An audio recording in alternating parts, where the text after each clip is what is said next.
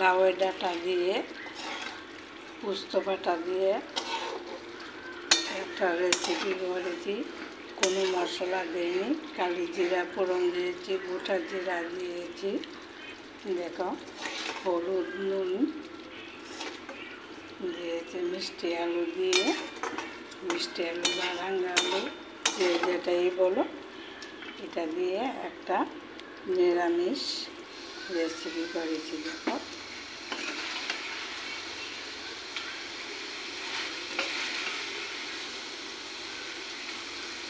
এখন তো প্রচণ্ড গরম, তার জন্য আমি নিরামিষটাই লাউ ডাঁটা বা দুবা যে যেটাই বলো, এটা দিয়ে আমি একটা নিরামিষ সবজি করেছি। গ্যাসটা অফ করে দেব। এখন বাটিতে সার্ভ করে নেব।